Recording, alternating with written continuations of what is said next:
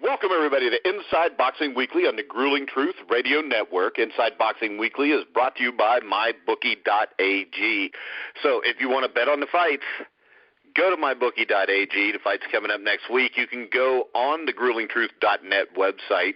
You can click on the MyBookie.ag banner. It will take you straight there, and it will give you, I think, anywhere from a 50 to 100% bonus up to $3,000. So make sure you get on there, and you can make a little money like John Einreinhofer, who is one of our guests. And, John, I mean, pretty soon you're probably going to retire and just be a professional gambler, aren't you? No, that's tough to do. Very, very few people can do that. I do like the science of predicting, where you can get better, and even just for fun. And speaking of MyBookie AG, if somebody's interested in getting on there and trying something out, you don't get this every day. Liam Smith and Liam Williams are just about even money for next week. So there's your chance. If you like to follow British boxing and you got a strong opinion, you got just about even money on MyBookie AG, so pick your man. All right. And then, of course, we have, last but not least, Jeremiah Preisser. How you doing, Jeremiah? Good evening. Oh, yeah, not really the betting type, unfortunately. I like to keep my money. Not that I have any that's throwaway anyways, but happy to be on. From now on, or you're not going to be allowed to be on the show? No. I'm signing up. I'll sign my parents up. I'll just twist their arm, and we'll all get it going. Seriously, sign everybody up. And I want to remind everybody the promo code, if you don't click the banner and you're listening to a podcast, you want to go to mybookie.ag, the promo code for us is TGT50. That's TGT50. So make sure you go check that out. Like I said, I mean, last week I went like a $140 parlay, had the money within 48 hours. They were a lot quicker than all the other sites, and that's what I really like about it, because I'm really impatient, Jeremiah, and if I win, I want it right now. Can't blame you. Cash in hand. Give me my money. But, all right, so let's go ahead. Let's talk about the fights this last weekend. Had a few really good fights, a few that weren't so good. But we're going to start off with Dimitri Bivol, who KO won over Trent Broadhurst. Jeremiah, Bivol was, I thought, really impressive. Yeah, no, I like what I see. The thing about Bivol, and I know I've said this before, is that he's young. That's what I like about him. You have these guys from Eastern Europe or Central Asia coming here almost when they're, in their late 20s. They're peaking in, their 30s. I mean, you got guys in the same division like Alexander Gvozdzik, who I believe is 30, 31 already. Beterbiev is something like 32 years old. Usyk, I believe, is 29, 30 already. So Bivol he's got a lot of years to work with, and I like what I see out of him already. And not only that, he's already been talking about fighting Sullivan Barrera, which he shows me that he wants to test himself. So I like what I see out of the kid. I mean, I knew Broadhurst was overmatched from the moment they announced this fight. But he did what he was supposed to. I mean, he got him out of there and won, clipped him with a really nice right hand, and that was all she wrote. All right, so what was your take on him, John? Yeah, I also like Bivol. He's good, and as Jeremiah alluded to, I always give a fighter credit for taking care of business, even when it's a mismatch going in, but that's something they have to do. There really can't be exceptions if you're going to get any kind of points, so to speak, for having that kind of a fight. So Bivol took care of that with a big right hand stoppage in the first round. The outcome was decided for me also before the fight when they signed the fight. I like Bivol a lot, but my only qualifiers for him is the strength of the division. The division is so loaded with talent and big punchers that anybody who wants to get to the top of that division, even with Andre Ward retired, has got their work cut out for them. And second, you couldn't see it this weekend just in a round, but I've seen quite a bit of Bivol in recent times, and I do like him, but he's a little bit mechanical and robotic to me. So, I think in this tough of a division, I'm not counting him out. Maybe he does develop to be a threat to be at the very top, but I would certainly say at this point that there are people that can stop him, and they're talking about him. I saw some talk about him fighting maybe Sullivan Barrera. That would certainly be an interesting fight, but Barrera's fighting extremely well. He's running at a time, though, with his age, but the way he's been fighting, if that is serious talk, that would be a tough matchup for Bivol.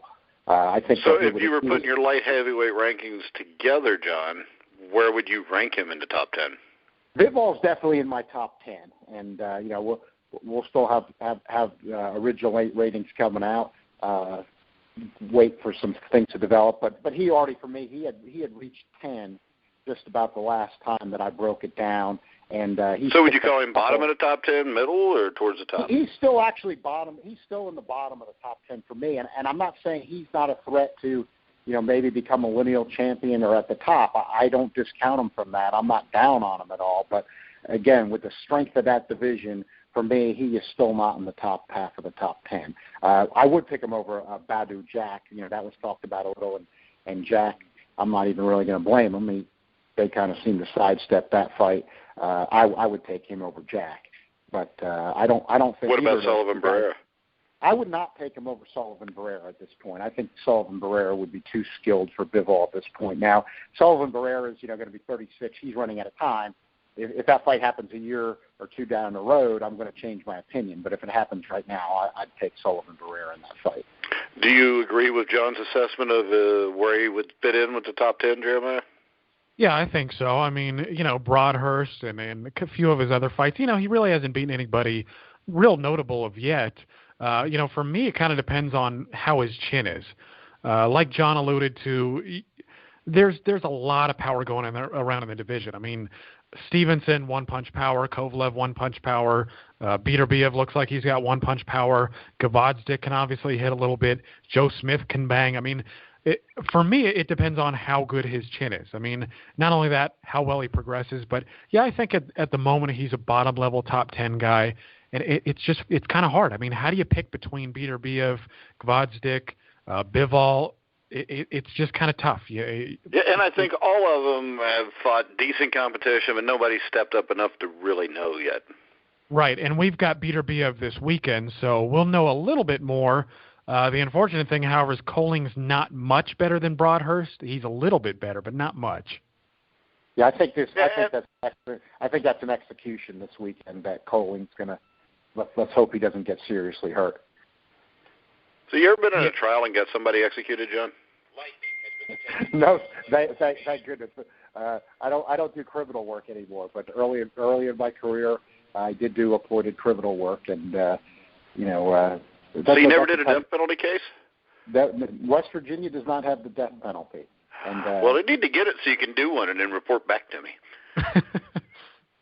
That's a spot. Yeah, that's a spot you don't want to be in as a lawyer, especially an appointed lawyer. But somebody's got to do it. Well, hey, you know what? It's a lot worse to be the defendant than it is to be the lawyer. That's right. It is. I agree with you there. No doubt about it. We can walk on and go another day, but a convicted defendant is not going to do that. But everybody's got a constitutional right to have an attorney. So remember, somebody's got to do it. You need that constitutional right. Well, that's what Beterbiev is next weekend: judge, jury, and executioner. Yeah, no doubt about it. And the verdict. So I guess when we do that preview show, everybody's picking Beterbiev. No. Yeah. No, you're not picking Beterbiev? Yeah, of course I am.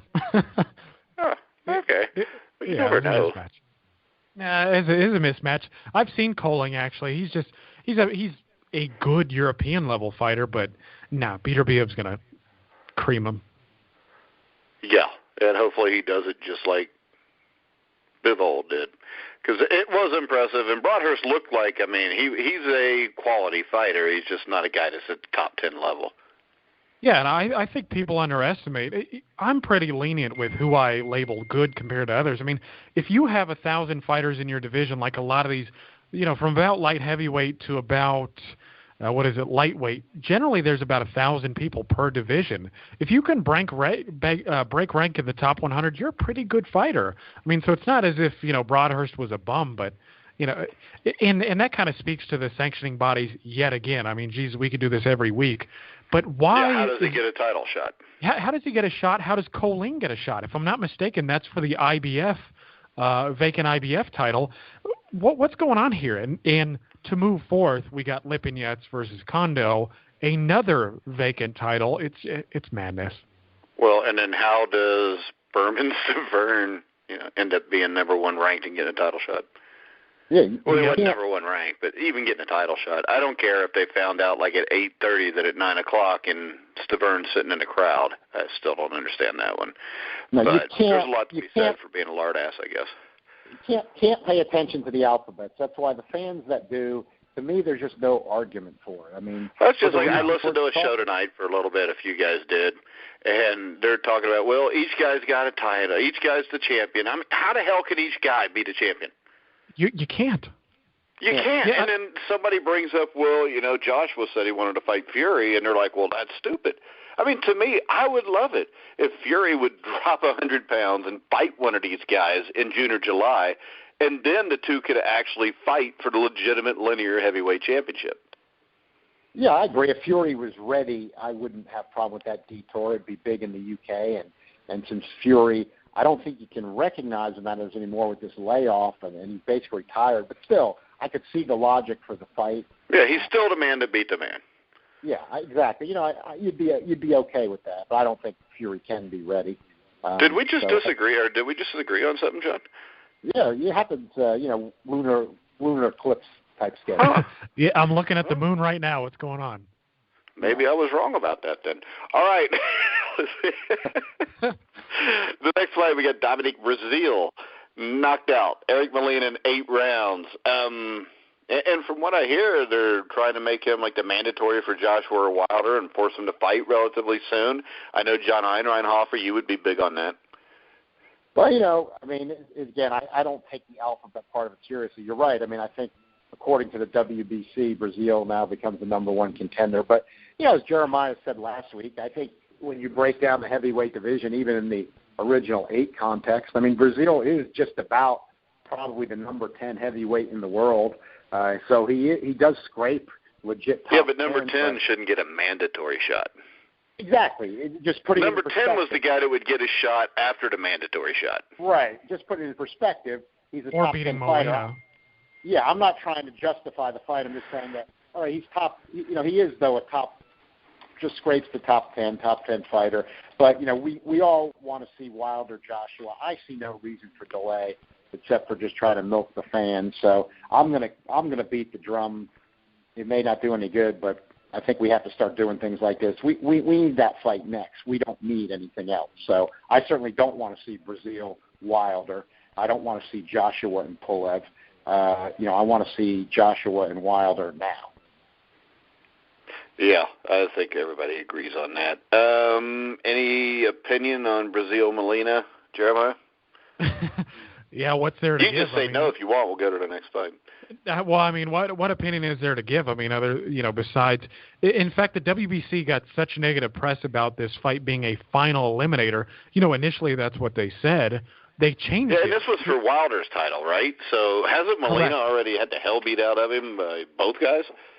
Joshua took him out and won, so he that qualified him for a final eliminator. I thought he eliminated himself when he collapsed against Joshua in the first round. Yeah, he collapsed against both. He actually put up a little bit of a fight for a few rounds with Wilder, but I not mean, enough to make him ranked.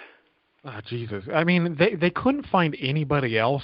I mean, Andy Ruiz wasn't sitting around his house with his hand stuffed in his pants, eating Cheetos. Well, Andy Ruiz with his hand stuffed in his pants would probably be more interesting than Eric Molina. He would have been, undoubtedly. I mean, where else you couldn't find anybody else to, fill the vacancy there. I mean, but again, the WBC got such negative press about it being a final eliminator that they changed it. They said, oh, no, it won't be a final eliminator. It's just a bunch of garbage. But in regards to the fight itself, it was, Breazeale won clearly. There was a nice exchange, I think, in the neutral corner between them when they each landed right hands. I forget what round it was, but, Breazeale finished. It was the third round, wasn't it? It was something like that. I paid so little attention to the fight. Well, Molina does throw punches from his waist. That's always the sign of a big-time heavyweight contender. Oh yeah, yeah. Well, you look at the bodies of these guys too, and I'm like, oh my God, how do they not have the championship draped around their shoulder right now? I thought you were going to say how come they don't have training bras on, but go ahead. Well, there was about 3-4 heavyweights last night that probably could have Probably could have used one, but I mean, the fight itself was it just wasn't that interesting. I mean, Brazil is a good fighter. In fact, I like watching Brazil fight. He's fun. He's a tough guy. His fights are usually at least halfway entertaining. Yeah, but he's a good guy to watch fight. Well, it's unfortunate that the original card fell through. I mean, Ortiz versus Wilder and Brazil versus Stiverne would have been much more interesting than what we got. But I think Brazil probably knocks Stiverne out in the first round, and Stiverne is as unmotivated as he looked like last night. Well, I mean, I don't think Brazil packs that kind of a punch, but I don't think it takes much anymore for Stiverne. He didn't. I mean, Stiverne looked like he was there for a paycheck. Which there's nothing wrong with that. I don't blame him for it. I would too if they gave me a shot. But $500,000. But yeah, I mean, the Molina Brazil fights, not really much to say. I don't know. The way I'm built right now, I don't even know if I'd take my shirt off for $500,000 in front of that many people. Well, I'm working on it though. I lost 4 pounds in the last day, so you'll be able to tell by my voice that I've thinned down here in about a month. Only thing I'll give Brazil a little bit of a credit in this type of situation is since he has defensive deficiencies, he's the type of guy that could have turned something like this into an adventure when it didn't necessarily need to be, and he didn't. So I think for a guy like him, that's probably even against Molina, but I think that might be, just because Molina doesn't throw a straight punch. Yeah, I mean, it's definitely part because of Molina, but again, it's at least a slight improvement for Brazil not to turn it into an adventure. So I think you give him maybe just a little bit of a point for getting Molina out of there and not making it an adventure. Yeah. All right, the next fight we had Sergey Lipinets with a unanimous decision over Kondo. And, I mean, Adelaide Byrd must have been scoring this fight because we had 118, 110, 117, 111, 117, 111. I thought the scores were pretty off base, Jeremiah. Yeah, I thought they were too wide. I mean, I had Lipinets winning, but not by much. I mean, Kondo, he proved a lot of us didn't know much about him, but he proved, tough like a lot of those Japanese fighters seem to be. I think you said that we would never talk about him again on the show. Well, I mean, we won't talk about him. I think you're going to be wrong, too. No, I mean, he might get a shot. He'll get another shot.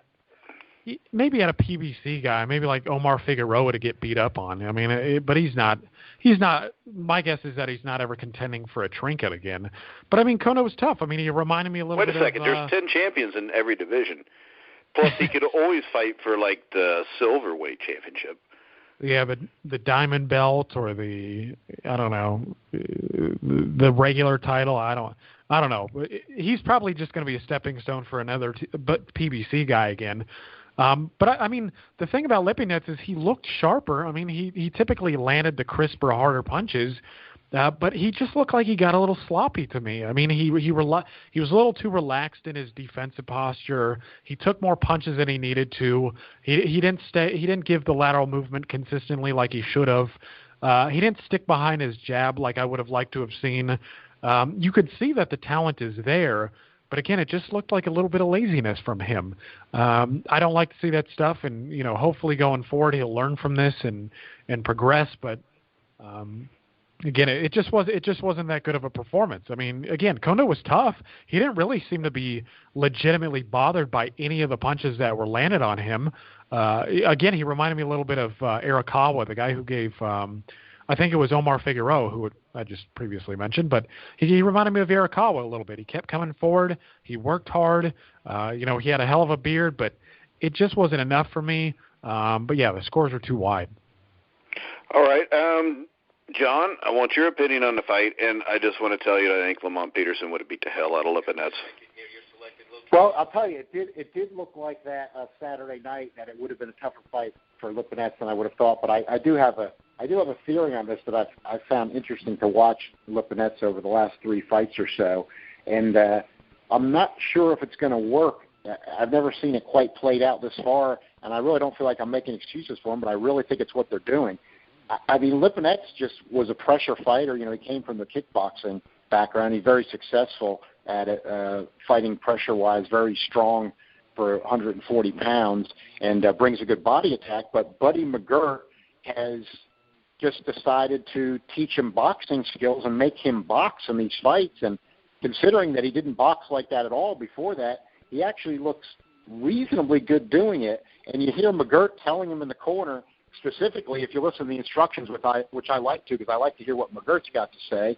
And you hear McGirt specifically telling him in between rounds, he's been doing this for a few fights, I don't want you slugging, I want you boxing.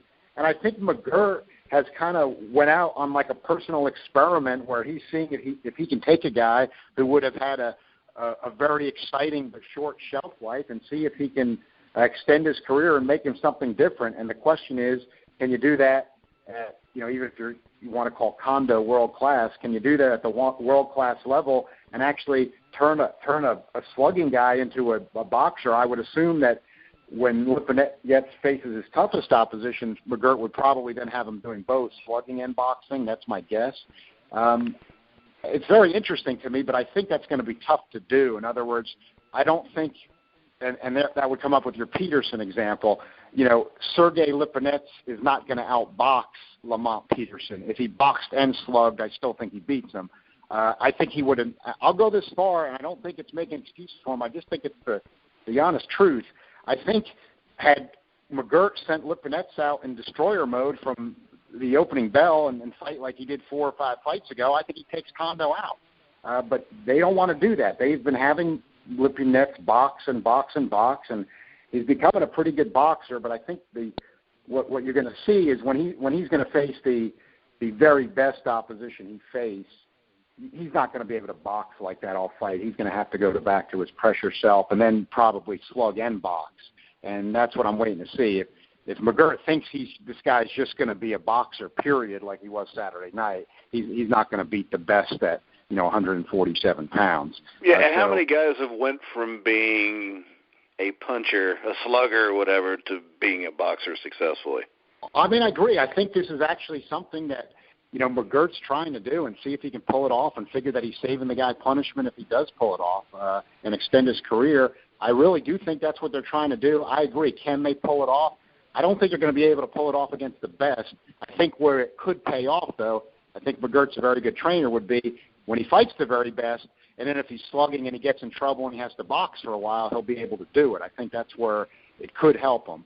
But if I'm wrong and this is an attempt to make him a pure boxer and fight like this all the time, it's not going to work. Yeah, I think the only time that's worked, Jeremiah, was when Apollo Creed got Rocky to box Clubber Lang.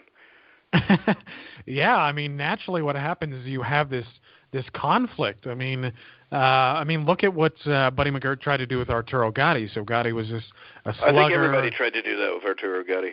Yeah, but I mean, Gotti had his moments. I mean, in the second Ward fight, he boxed really nicely and won clearly. Yep. But it's tough. I mean, a lot of these people end up having they have an identity crisis. So they don't understand quite how to mesh it together, and so sometimes they box, sometimes they brawl. But it just kind of looks like they're pressing on the gas, stepping off the gas. Again, a lot of these people they just don't know how to mold the two. I'm hoping Lipinets does. I mean, the thing about Lipinets is he, like John alluded to, he did have a kickboxing background, and he has made a successful transition into a good boxer. So, what I can tell so far is that, maybe the template is there, but whether he can pull it off is still yet to be seen. All right, and that brings us to the next fight, which turned out almost exactly the way I thought it would, with Sean Porter with a unanimous decision over Adrian Granados. I don't think much was expected of this fight, other than it would be a good action fight, and it was. It was basically Porter bullying Granados around the ring. Granados had a few moments, but, John, I think this is kind of what we expected, wasn't it? It was, and Porter was just Porter, doing his thing the way he does it. Maybe even trying to throw with even a little more power than he had been in the last fight or two. And Granados, Granados looked to me like a guy who, from the opening bell, he wanted to give an impression out to the fans and the TV audience that he was there just to fight and brawl more than he really was. I didn't see a guy in there to win the fight. I'm not saying he's not a tough guy, but, when I see guys and there's no real fight plan to win rounds and then they're putting on a show, come on and stuff like that. I mean, you know, where was Granados real? What was the fight plan? Where was the real move by Granados to win the fight? You know, when Porter hurt his hand in the last 2 rounds, he picked up a couple rounds, and that was it. He got shut out the rest of the way before that. You know, in other words, I didn't see him really, you know, from the opening minute of the opening bell of each round really come, you know, going toe-to-toe with Porter, really trying to win rounds. You know, if Granados didn't have that win over Imam, we'd be just talking about him as just a club fighter type guy, and that's what you're gonna see from here on. I think calling him a club fighter is not right. I think that if he's fighting to 135, I think he's at least a bottom top 10 guy. I think the problem is the only time he can get a money fight is fighting 10 to 12 pounds over what he should be fighting at. And Mike, who's he gonna beat? You got to start telling me guys he's gonna beat, even at 140 and 135 pounds. Okay, so you think that his weight's just as good at 147? Yeah, I don't think it's a weight. He's a tall guy for the weight. I don't think it's a weight issue. And you know, he's a tough guy, but Broner's been on the down. Okay, so you know, I thought Broner beat him. I agreed with the judges. So you know, so he loses to Broner, but at this point, what's a loss to Broner? In other words, you know, it's not like Broner's been fighting well at 140 and 147 pounds.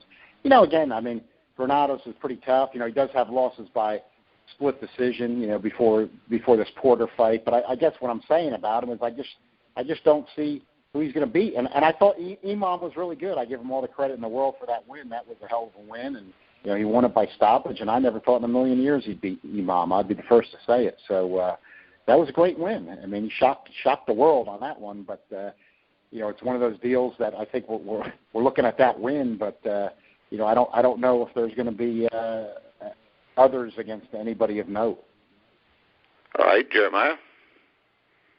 Yeah, I mean, I thought the fight went, like you said, according to plan. I mean, Porter just seemed the better of the fighter. You know, he looked bigger, he looked stronger. I mean, he looked quicker. I mean, the thing about Porter's style is he's a versatile guy. I mean, he can box a little bit, he can brawl a little bit. I mean, that's what I like about him. That's what makes him fun.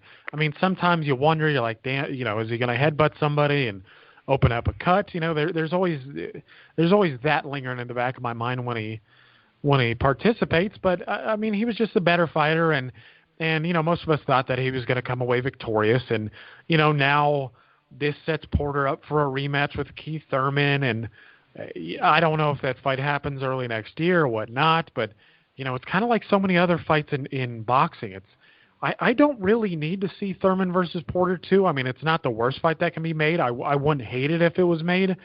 But it's a bit like the heavyweight division where we don't really need to see, you know, we don't need to wait another year and a half for them to build the fight. Joshua and Wilder, they're free, make the fight happen. You know, Thurman, yeah, okay, let him get one fight in early next year. He's got to get back in the groove after coming off an injury. But then, you know, he should be fighting Errol Spence. I mean, Sean Porter, he'll have his opportunity. He's still young enough, but it was a good fight. It was fun. I mean, I was surprised by Lipinets and Kondo and Porter-Granados. I mean, they both made the card better than what was expected. But yeah, I mean, I'm unsure where Porter goes. I mean, he's a good fighter, and I'm sure he'll get another shot, but he just doesn't seem quite good enough to get over the hump. He seems like the guy that when he fights a Thurman or whoever's at the top at the time at the welterweight division, he's going to do enough to be in the fight, but just not enough to win the fight. Exactly. I mean, he'll always come so close, but I just can't. You know, it's like he's good at a lot of things, but he's great at nothing. You know, again, he's versatile. He's not a soft puncher, but he's certainly not on the level of even Keith Thurman. You know, so again, his hands are quick, but not overwhelmingly so. You know, his infighting is good, but not great. You know, so again, he's got to give somebody a tough fight. And if Thurman and Spence get it on next year, I wouldn't mind seeing the winner of the fight take Porter on. I mean, that would be perfectly reasonable. But again, it's just one of those things. Porter's just not going to. He's not going to make that jump. I think Porter's not. Yeah, I think for Porter's style, you know, he's been in with very tough opposition, so it's kind of given him a break there. But I've seen it enough now over the last couple of years that he's not punching hard enough for what his style is. And I think that when he gets to the very top, that's what's going to, which he's already been at, that's just what's going to keep having him fall a hair short. Really, in an ideal world, it would be Porter, Errol Spence instead of Errol Spence and Lamont Peterson. That would kind of make sense. But Porter had been in tough so much. My assumption is that they wanted to give him a little bit of a rest there. All right, next up we had, of course, Deontay Wilder with a first-round knockout over Wilder-Stiverne.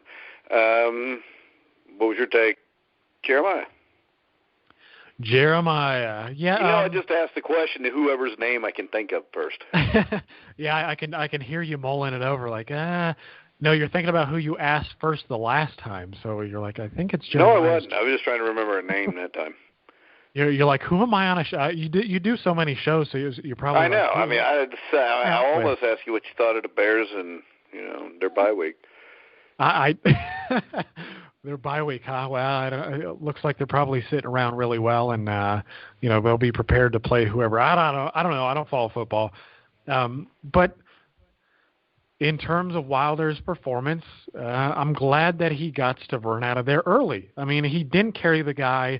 Stiverne came out looking like molasses. I mean, he barely moved his head, and in fact, ComputerBox had him landing 0 punches. Zero. I can't. Can you remember the time or any time that's happened? I mean, I remember when Roy Jones Jr. fought Pazienza, and he didn't land a punch in a single round. Of course, there's the whole BS Willie Pep Jackie Graves thing where they said Pep won a round without landing a punch. That's a lie. But I'm trying to think of if I've ever seen something like that. And either way, I'm just glad that Wilder got him out of there. I mean, I think it's possible that Stiverne couldn't have stood there for more than 2 or 3 rounds without passing out. And this is not a shot at Wilder. I mean, Stiverne was a joke. Yeah, I mean, he's 15 pounds over his previous weight. I think Stiverne needs to fight Charles Martin for the WBA Silver Heavyweight Championship. Holy crap. Can we? So I think James Toney winner fights Frezakindo. Let's do it. I mean, as comical as this has all become, I mean, it's become a circus. I mean, might as well. The bad thing is, I think Charles Martin would beat him now. I don't know. I mean, after I saw he would run around until Stiverne would just drop on his own. Maybe, or get an injury like the Ukrainian did. Just let him blow his own knee out coming forward. Yeah, and I would like to reiterate, it's not Deontay Wilder's fault. So No, I think a lot of people are finally coming around to the fact that it's not Wilder's fault that he was stuck with this. I mean, he was scheduled to fight Povetkin. He was scheduled to fight Ortiz. You got to give the guy credit. So it's not as if he's intentionally padding his record. No, they could have brought Carlos Takam back to Fido for the second time in a little over a week, and it would have been a better fight. It would have. I mean, it would have maybe gone a round and a half instead of one. Yeah, because Carlos Takam would get knocked out in a round and a half by any heavyweight. Right. I mean, yeah, but come on, Carlos Takam's tough as hell. I know he's probably just a club fighter, but he did go 12 rounds with Parker, and he would have went 12 rounds with Joshua if they wouldn't have stopped it early. Yeah, and that Romanian guy that got knocked out in the ESPN Boxino went 12 with Joseph Parker too. So. Yeah, well, I'm just saying that Anthony Joshua can hit a little bit, and Takam made it through that. And I think to compare Takam to Stiverne is a joke. Just my opinion. But Carlos Takam is a solid, decent heavyweight. He's never going to beat a guy like Wilder or a guy like Joshua. No. But no, he's like. I mean, I don't want to compare him stylistically to Porter because he's not like that. But on the level, he's just a guy who will never get over the hump. I mean, he was competitive against Povetkin. He was, he showed up against Joshua. Yeah, but I mean, credit to Wilder. I mean, he got Stiverne out of there. If you're going to get a guy who's just going to stand in front of you and not do anything, you bang him out. He also had a draw with Mikey Perez, who isn't a bad fighter, which he won, and you had to fight with Povetkin, which he took Povetkin deep. Plus, he beat Michael Grant in 2013. Yes, excellent win. And Francois Botha the year before that. And you know what? When he beat Francois Botha in 2012, he became the WBO African heavyweight title, vacant World Boxing Federation international heavyweight titleist also.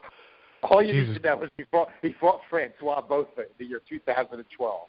Not 2002. Yeah, and this is the thing. His World Boxing Federation title that he won from Francois Botha, he then defended against Michael Grant.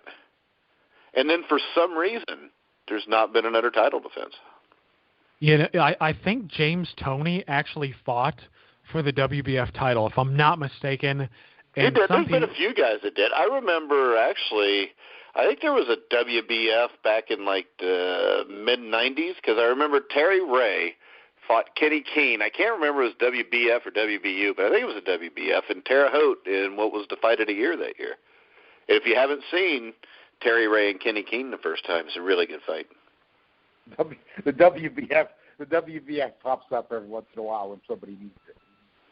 Yeah, that's what they they just did. got lucky and had a good fight. It wasn't like those two guys were really cruiserweight champions, but no. Plus, he beat Michael Sprott in 2015. Michael Sprott's probably like 50, isn't he? 60. You just gave Exhibit A why we need Joshua and Wilder next. No, because they've fought guys just like that too. So, I mean, come on, it wouldn't surprise me if Francois Botha fights Michael Grant to see who gets the next title shot against Joseph Parker. Let's just hope Francois Botha is not fighting Anthony Joshua in Wales or something like that. Well, let's hope Francois Botha is not fighting. You know what? I still think Francois Botha could probably beat Wilder-Stiverne. No, I don't. Because Francois is used to not being in shape and fighting, so he's got that down. He's become so conditioned by it that he's in shape by not being in shape. Yes, that's what I'm saying. When he is fat and out of shape, he is actually in tip-top physical condition. Yeah, it's kind of like James Toney about how years on end all he would do is spar. He wouldn't do, he'd barely do anything else. He'd just spar and be good. And again, oh man, Francois Botha is my age. Oh, and you know what? Francois Botha actually fought Joseph Parker in Joseph Parker's fifth fight. Jesus. So it would be a rematch if he got another shot. Well, and Francois Botha fought Michael Grant. Michael Grant knocked him out. And that was, here we go, I figured this out. That was for the vacant WBF title. So that is how Francois Botha became the WBF champion, and how Carlos Takam got the shot and won the title. It all makes sense. And he got the vacant shot at Michael Grant by losing to Evander Holyfield in 2010. It all makes sense now, Mike. It all makes sense. It does. See, yeah, that's a great bit of detective work, but I know. I just did a little Google on BoxRec, and I found out the lineage of the actual heavyweight championship. Well, so right now, Michael Grant is the true WBF heavyweight champion. No, I'm telling you, James Toney fought for that title and won in his last outing earlier this year. So really? Michael Grant must have vacated it. So that makes James Toney a 5-division champion or something? Yeah. It makes him a 47-division champion. Yeah, it puts him on par with Bob Fitzsimmons, who was the middleweight champ, light heavyweight champ, and heavyweight champ. So, I mean, Toney just upped his stock. His all-time stock is really high now. Yeah, well, so is Michael Grant. He's been heavyweight champion now, and so is Francois Botha. The best thing I remember about Francois Botha was he fought a draw with Shannon Briggs that I thought he might have eked out and won, and then he beat Mike Tyson's ass for 4 rounds until Tyson about broke his arm and then knocked him out. What were we talking about? We were talking about Wilder scoring a first. Well, that'll tell you how bad the fight was. We started talking about Francois Botha and Michael Grant. Yeah, Wilder got the job done. He did what you need to do in that situation. And so the question is this: are they fighting in May or June, later next year, or farther out than that? Because I think Hearn would rather, maybe get Joshua to come over and fight Dillian White and get, maybe the David Haye, Tony Bellew winner for Joshua just so he can bank 2 more paychecks before he has them fight each other. That's what Hearn looks like he's headed to for me. That's what I find frustrating. Yeah, and I don't blame Hearn because you get more money that way, but I want to see this fight, and Dillian Whyte has next to no chance, and Tony Bellew and David Haye have next to no chance. Those guys, none of those guys have any chances against anybody in the top 10. That's the thing. Well, they may have a shot against people in the top 10 because the bottom of the top 10 sucks, but they have no shot against Joshua or Wilder.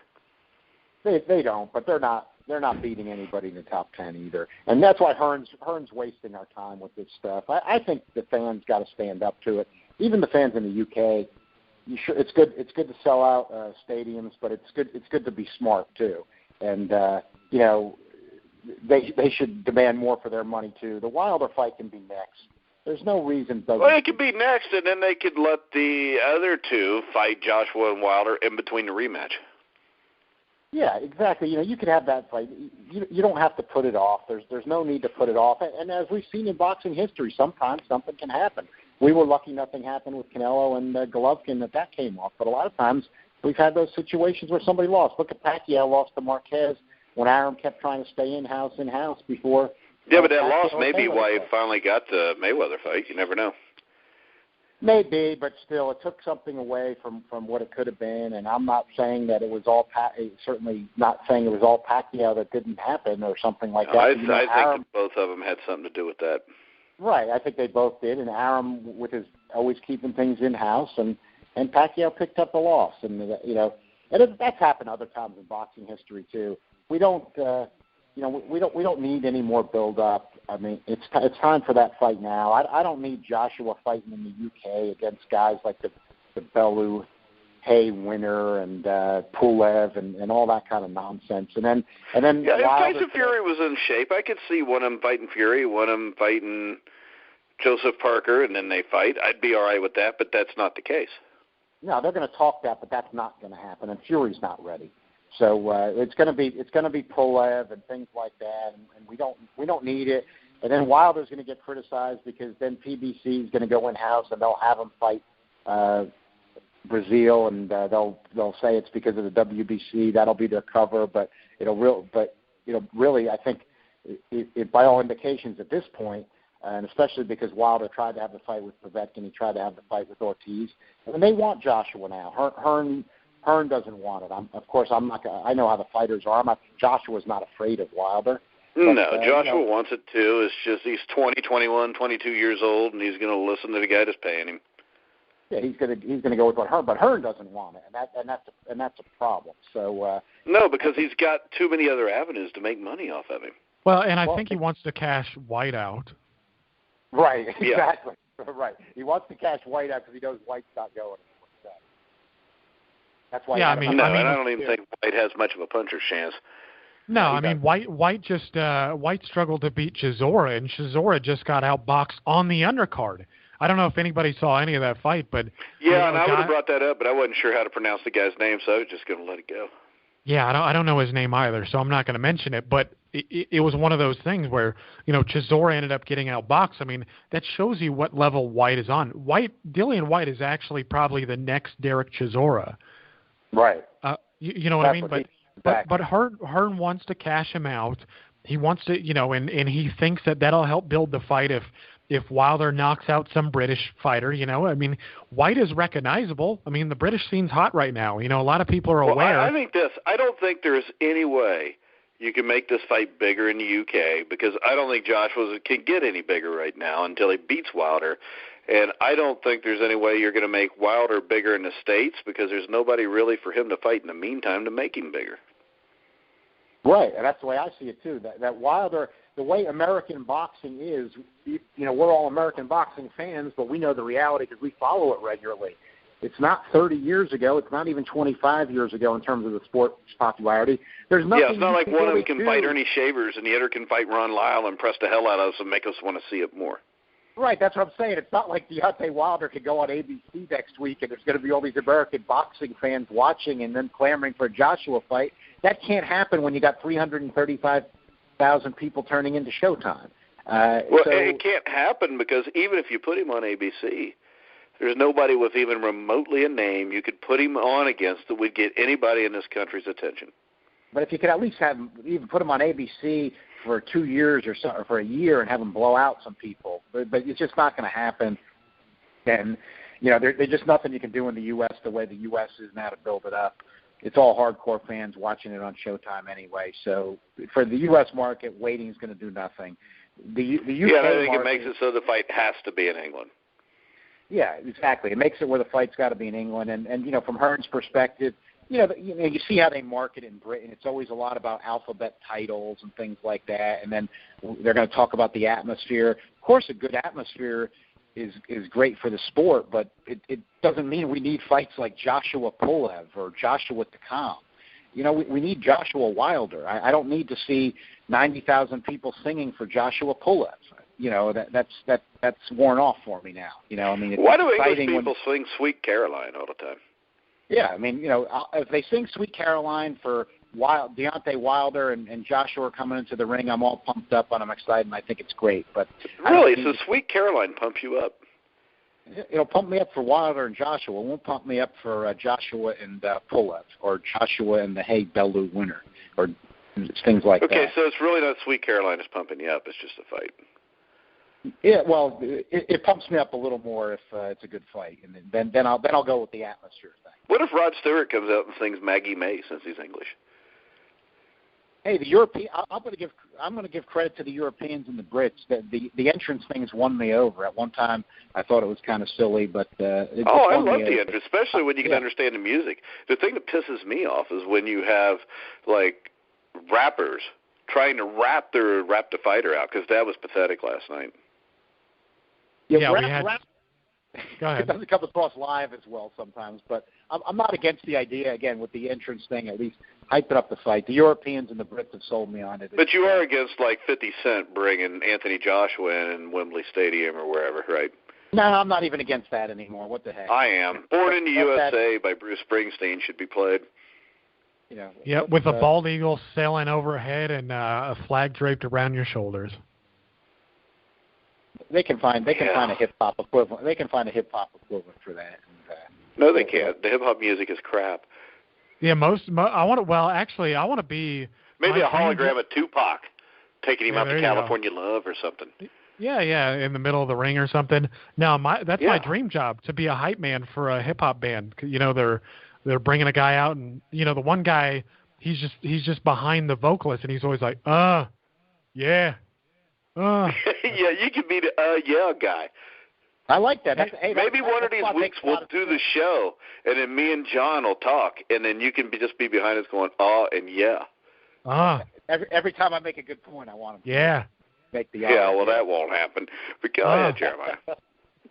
See, right there would have went, Jeremiah would have went, or yeah, too. Yeah, it would be perfect. Yeah.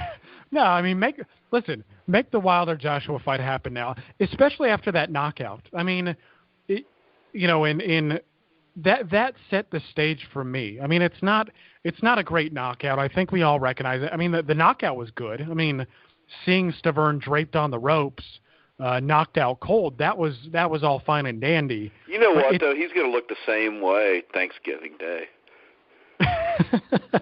He's probably looking that way. He'll flumped in his chair because he ate too much turkey and he weighs 400 pounds now. Well, Stiverne could barely get up for breakfast this morning, let alone get up for the Wilder fight. I guarantee he got his ass up for breakfast. Yeah. He was probably more motivated for that. But, if he'd been fighting breakfast, he'd beat the hell out of it. Yeah, he beat breakfast. I don't have any problem saying Stiverne shot, but Wilder did what he needed to do. And I did see a few casual fans. I'm going to say it anecdotally, but I always look for this stuff in the United States. I saw a few casual fans commenting on Facebook last night that I knew, people that are just general sports fans about the Wilder knockout. That's what boxing in the United States needs. We just don't have that anymore. So, to get rid of him in one round, like Jeremiah is saying, now's the time. Wilder did what he needed to do. He was more impressive than Joshua was against the Calm. Now, of course, Joshua would have also taken out Stiverne, but Wilder also would have taken out the Calm. So, I think Wilder did what he needed to do. Now's the time. Hearn Hearn, should have more faith in his guy, and if Joshua beats Wilder, then go get those other paydays after that. Or even if Joshua were to lose, Joshua's still going to have popularity in the UK. It's not like he's not going to sell.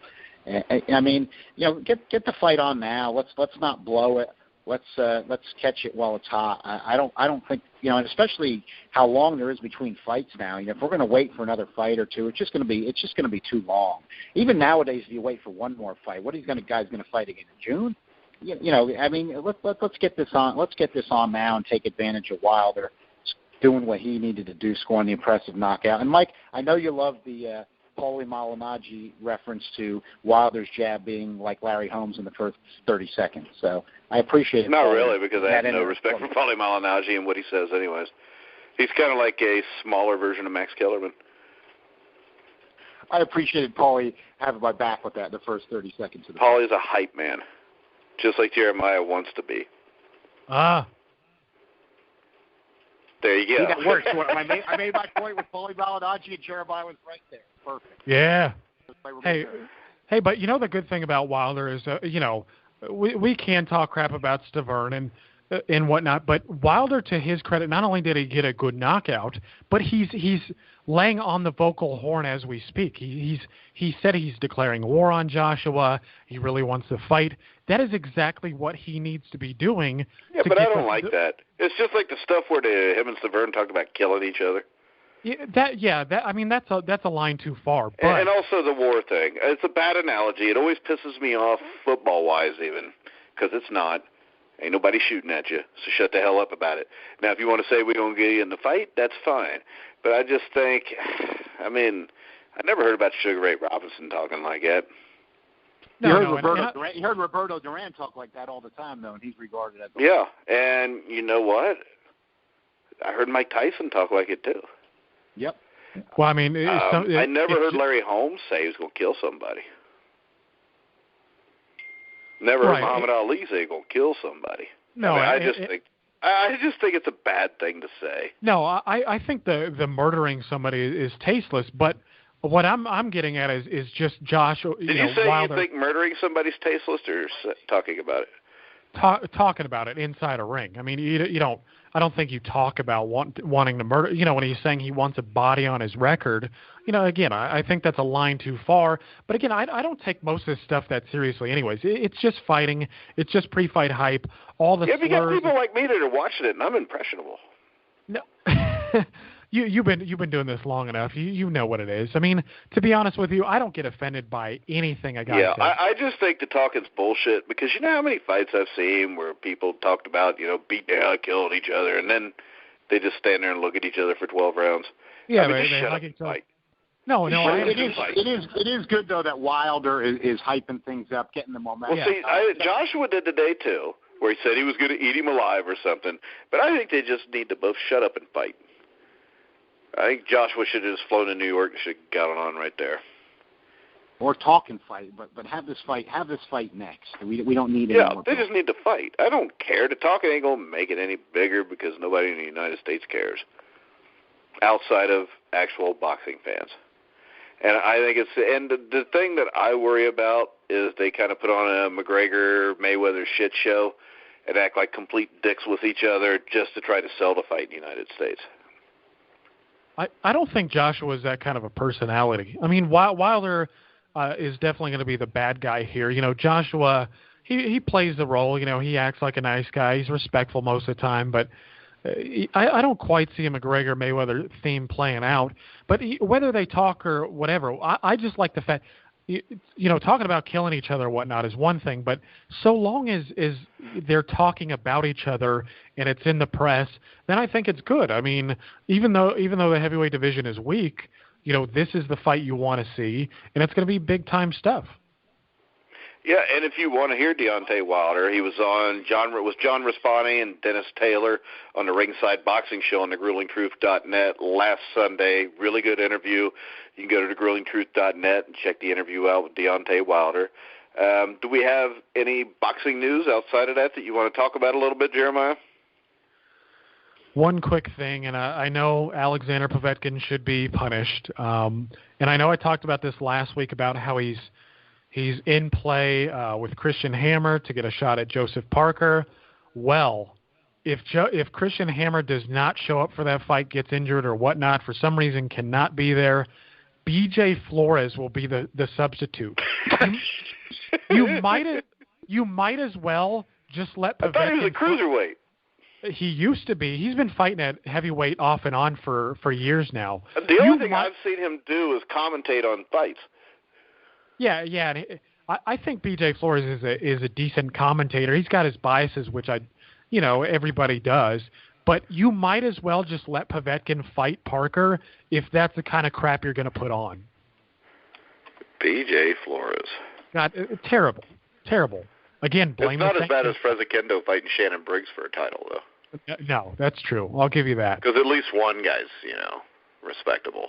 Well, I can give you this, though. If you look, because I'm looking at his record right now, with the quality of competition he's beaten in the last year, this year alone, he beat Nick Gieves, who's 13-6-2, and then he beat Jeremy Bates, I think his nickname's Master. He's 26-18-1. Plus, I think Jeremy Bates once lost to Evander Holyfield when he was 50 years old. But we do have the problem of Tony Bellew knocking him out. Yeah, that is I think he knocked him down like 6 times in a cruiserweight title fight. So I'm guessing BJ Flores is probably not going to take a punch from a legitimate heavyweight very well. No, he's getting spread out like butter on toast. He lost to Danny Green like 7 years ago, by the way. Yeah, the guy's got no damn chance. And one other thing, I'm just kind of tossing it in there. Maybe why don't they substitute one of these guys? Like Molina. Why doesn't Amir Mansour get a shot? I know he's not. Because Amir Mansour might be able to upset somebody. Because he comes to fight, right? That's the key. Because he comes. Yeah, he comes to fight, and he's a solid fighter. Yeah, he can bang too. That's where this stuff does annoy me, because that's what I've been saying, and it was what I was going to get to is that because I wonder who they're going to be able to get to fight him. Is Jarrell Miller had been fighting on Showtime, and they'd always supposedly say, well, he was being considered as one of these substitutes, and I thought correctly, that's never going to happen because he might knock one of these guys out and come to fight. And now he's going to be with HBO. Who on the HBO side, heavyweight-wise, are they going to be able to get to fight Miller? It was bad enough as it is. But, yeah, the guys that are dangerous, that people in the industry truly know are dangerous, they're never going to be these substitutes, and that's what makes it extra frustrating. Is the last sub I remembered that was good was Vitaly Klitschko for Lennox Lewis. Yeah, you would not picture that happening nowadays. That's no, true. But Lennox Lewis wasn't afraid of nobody. He knew it was his last fight, and he knew he needed to fight Klitschko. Because if I remember right from what I read, he actually asked for Klitschko, and I think he was scheduled to. Wasn't he scheduled? He was scheduled to fight Kirk Johnson, wasn't he? Right. And then Kirk Johnson got hurt and had to pull out. Yeah, he hurt his back. And yeah, Lennox Lewis just wasn't afraid of anybody exactly. So that's the thing. Right. But and Lennox Lewis would beat Joshua and Wilder on the same night. Yeah. Neither of those guys has shown that they're at Lennox Lewis's level at this point. No, unfortunately, I don't know if we'll ever see another heavyweight as good as Lennox Lewis. And Lewis is a guy like Holmes to me that gets way underrated. Yeah, Lewis did end up having a great run, and he's in that top 10 all-time conversation. Avenged both his losses, but we got to give Wilder and Joshua some time. They don't have the competition to fight. Yeah, the problem with Wilder and Joshua is no matter what they do, unless Evander Holyfield and Mike Tyson and guys like that show up, it's going to be hard to go down as great as somebody like Lewis. But actually, Mike, you make a good Ali's ranked number 1 or 2 because of the competition he fought. But you make a good point. If Hearn was really maybe even thinking longer term, that would be a reason instead of delaying for the Joshua and Wilder, because of what you're saying is that you take these other fights, there ends up being no legacy. In other words, Wilder and Joshua have to fight each other right now really to get some legacy going for each guy. Yeah, one of those the problem is this. Unless it's like an epic fight and they fight 3 fights like Holyfield and Bowe did, it's still not going to be enough unless there's somebody else there. Well, maybe they have a fight or 2 and it's good, and if they both have a credible showing, and then maybe somebody like. But again, now you're going to have problems with TV deals. If Jarrell Miller starts to develop, maybe one of those cruiserweights, Gassiev or Usyk. I think one of the problems, John, is this though. for Jarrell Miller to develop, he's going to have to be able to fight people that are good fighters. And that's going to be the problem with this. That's what worries me about this HBO deal. Is I think HBO is making some smart moves in the last 2 months about what they're trying to do. I see a good blueprint for rebuilding, especially because PBC's fading. But the problem they're going to have, they've got enough middleweights to fight each other, but who the heck are they going to have fight Jarrell Miller? I just don't know who the heck they can get. I guess maybe one of those middleweights, or maybe BJ Flores will sign up with them. What about Konacki, the Polish guy who just blitzed Spilka? He's PBC.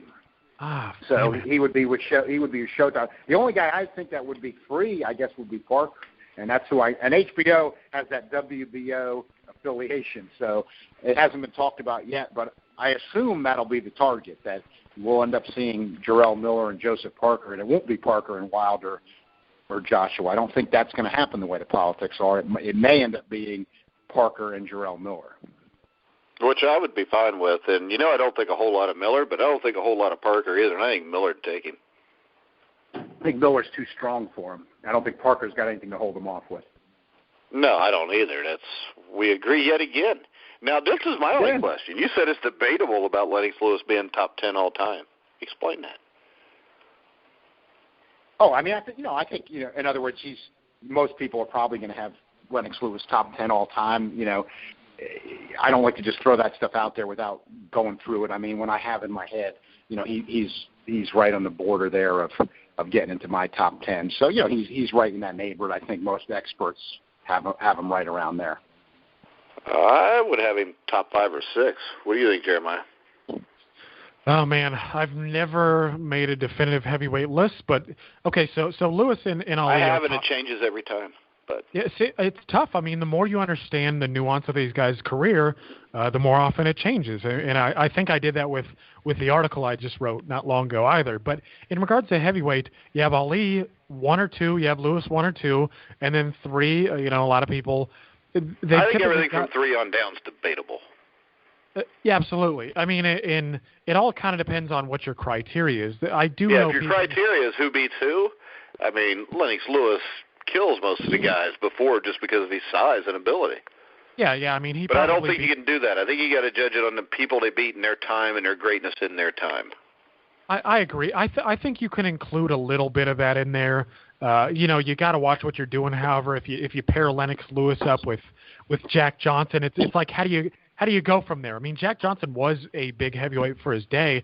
I mean, do you put small gloves on him and let him fight 40 rounds like, Willard and Johnson? I don't think that Jack Johnson gets out of the first round there, but I mean, it's everything I've seen, he rotates his fist down in front of him. I think Lennox Lewis would probably just walk out and knock him out.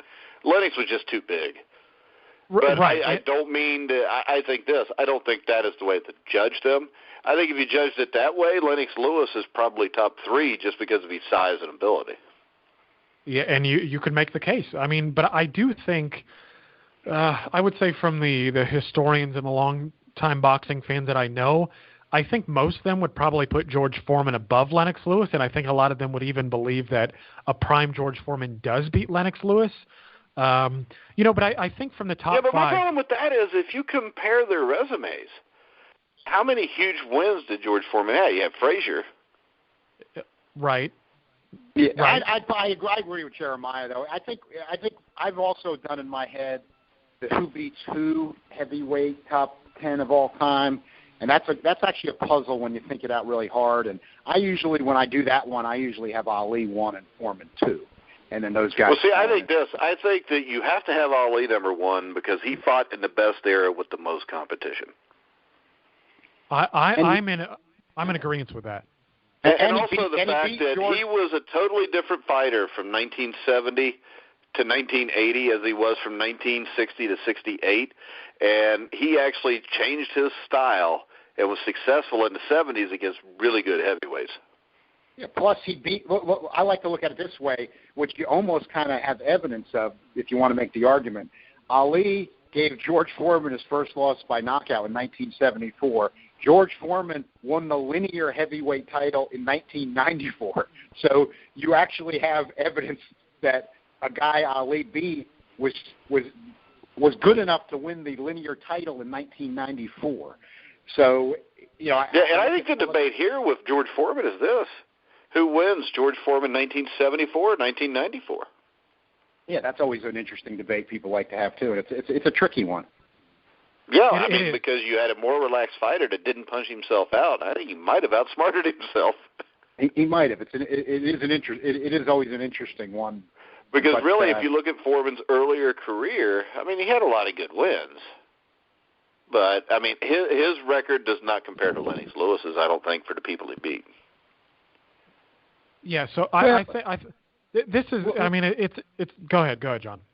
No, just thinking that Foreman, with Foreman, it's winning the title 20 years later, the real title.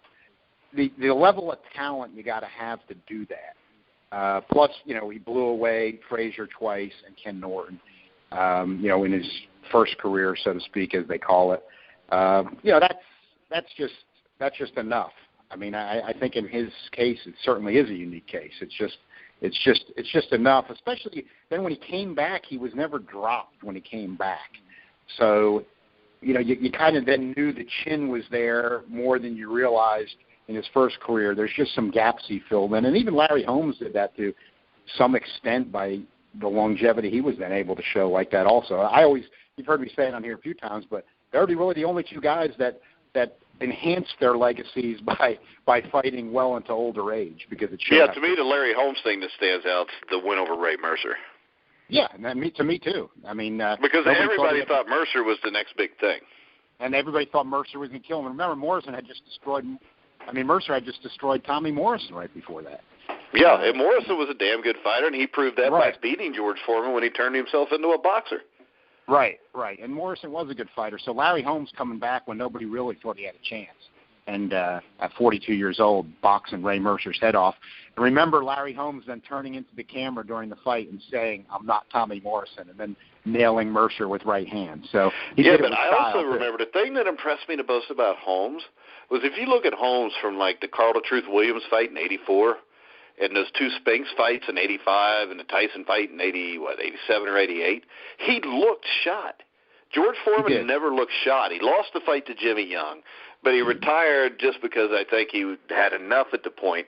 So to me, Holmes, even though he didn't win a linear title when he came back, I think Holmes was almost more impressive with that just from the fact that he was completely shot in his mid to late 30s. And he comes back 7-8 years later, and all of a sudden he's beating the number one contender.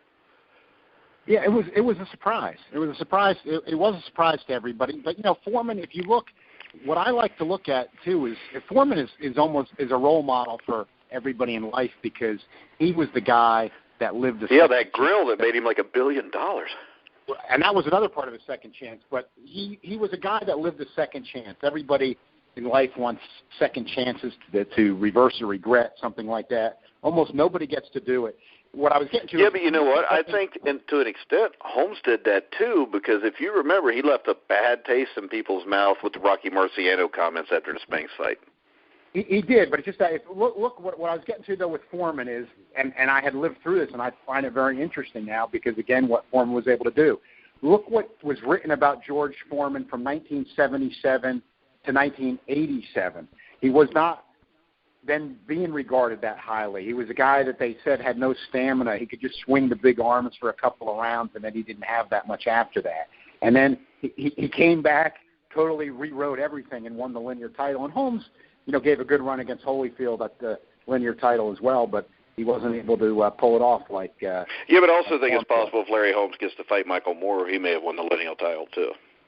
Well, he may have. So a lot of that's kind of circumstance too.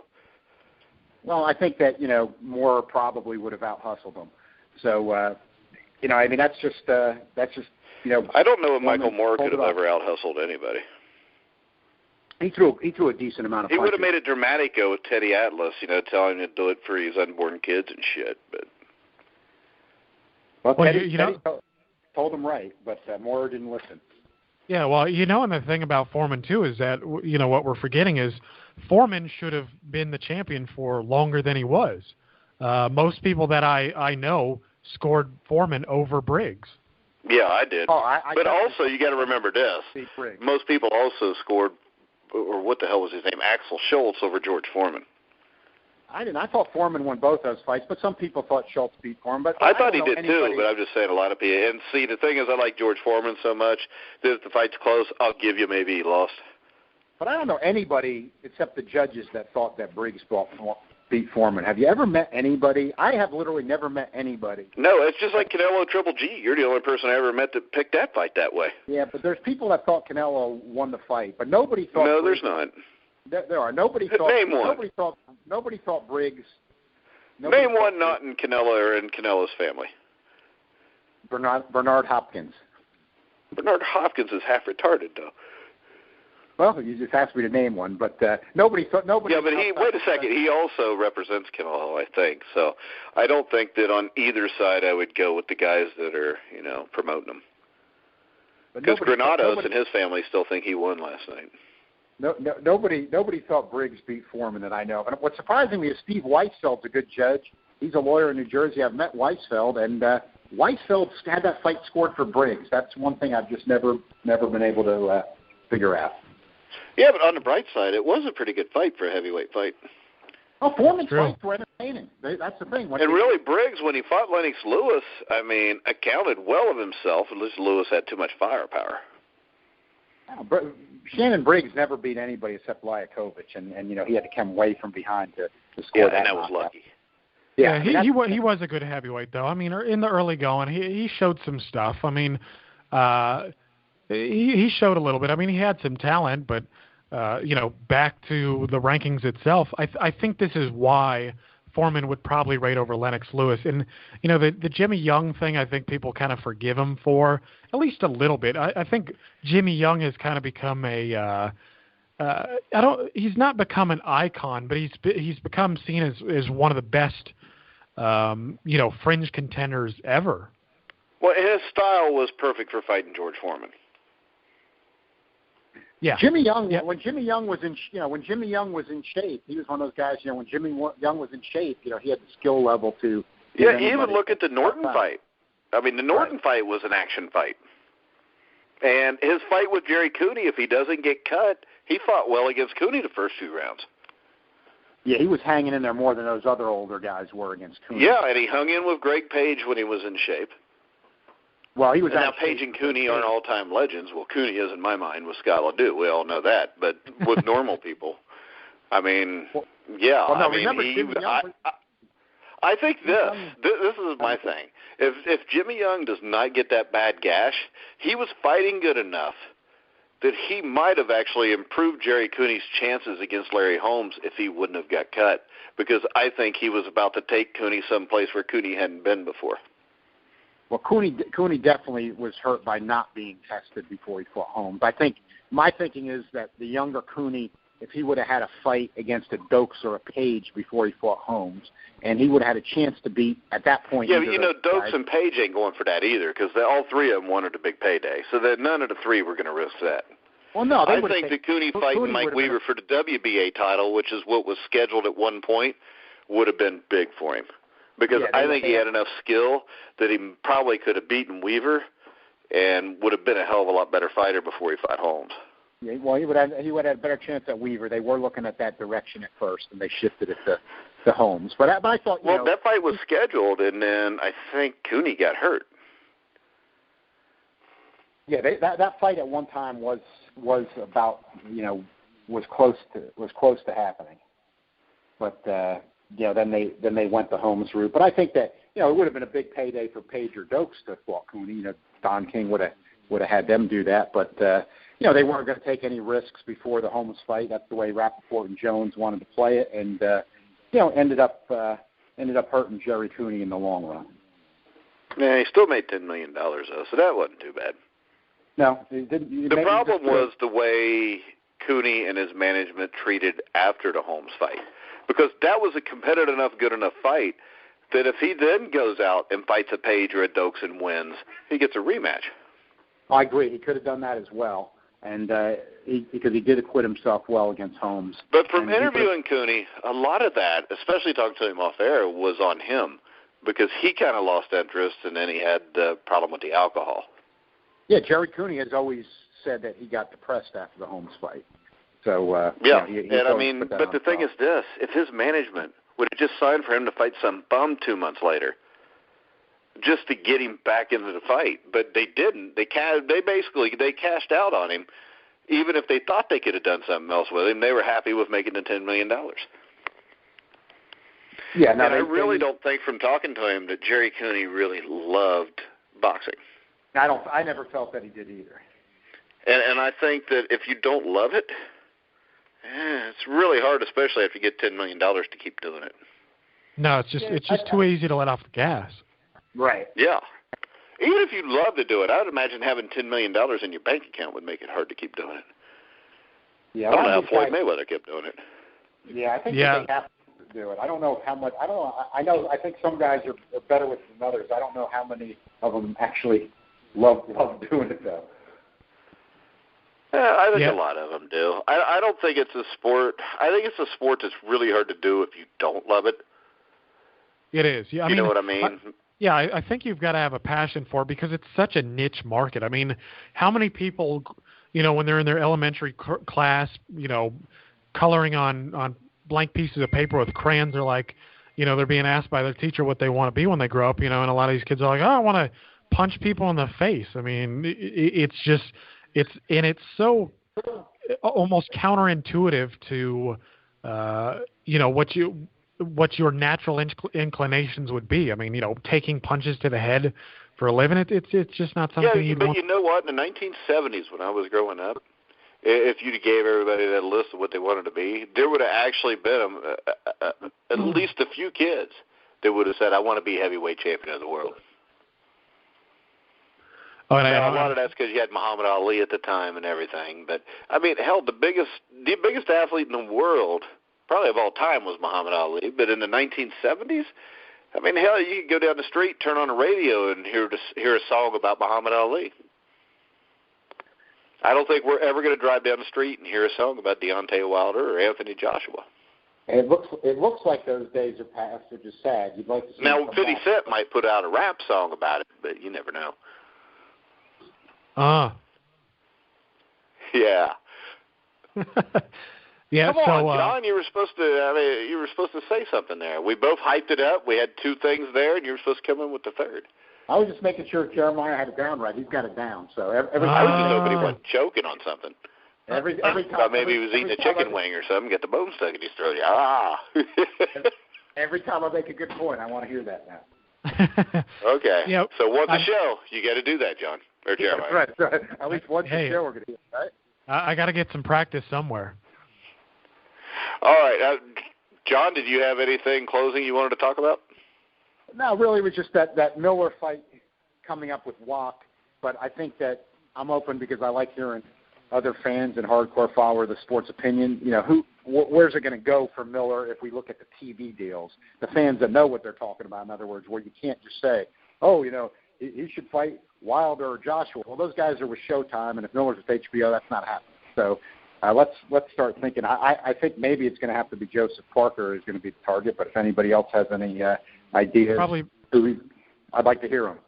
Yeah, so I have one idea. It might be Povetkin, actually. I mean, because if Povetkin's fighting for a mandatory shot at Parker, and if potentially Miller fights Parker before Povetkin, that's a fight that looks like it could be lined up. I mean, Povetkin's promoter has huge, he's got deep pockets. So my guess is whoever holds the WBO title is going to have to fight Povetkin down the line. Yeah, maybe it could be a case where since Povetkin's been damaged by the PED thing, that he needs to take a little bit of a risk, and Miller's going to have to take a risk because he's having trouble getting people to fight him, and we know that HBO gets the WBO to do whatever HBO wants it to, so that would fit there as well. Yeah, and I don't think it's a risk for Povetkin to fight Miller right now. I think it's a huge risk for Miller because I still think he's a little green. He is, but Povetkin's getting old. That's why you got to look at that factor. That Miller's going to protect. He's going to. Yeah, so if I'm Miller, I'm going to chill for another year, and then I'm going to fight him and beat his old ass. Well, that's the thing. Maybe Miller's going to be looking at trying to get Parker before Povetkin does, but we'll see. We don't know. Like Jeremiah said, Povetkin's Russian promoter does have all kinds of resources. So you can't count these things out anymore. You know, they could throw enough at them that maybe that fight happens in Russia or something like that. Yeah, and money talks. We all know that. So right, especially in boxing. Especially, yeah. All right, guys, we're going to go ahead and wrap it up. I want to talk we may have the capability here within the next week to go live and do shows, take calls, so hopefully we can do that, and then me and John can argue with other people, and then maybe me and John will even defend each other here and there. That's right. Maybe we could turn it out. Maybe we could turn it outside for a while. And I get to we'll just have to find something we agree on, which I think we both agree Muhammad Ali was the greatest heavyweight of all time now. We agree on that, so we can. All right, so there we go. So anybody who wants to call in and defend Joe Louis, the funniest are the Mike Tyson fans that think he was the greatest heavyweight of all time. I love talking to those 12-year-olds, so they could always call in too. All right, guys, we're going to wrap this up. I want to remind everybody to go to mybookie.ag and use the promo code TGT50 to get anywhere from 50 to 100% cash back bonus. You can go to thegruelingtruth.net, click on mybookie.ag there. Also, make sure you listen, if you're into other sports, the NFL. We've got the NFL Pick'em Show coming up here in a couple days. We'll have the college football Pick'em Show coming up. Look at the 4 teams that are going to make the college playoffs. One of them will not be West Virginia, but David Sills is a beast. I will give you that, John. Also, make sure you can listen to all of our shows on iHeartRadio, iTunes, TuneIn, Spreaker, Stitcher. Wherever you find sports podcasts, you'll find The Grueling Truth. So for John Einreinhofer, Jeremiah Preisser, I'm Mike Goodpaster. You've been listening to The Grueling Truth, where the legends speak.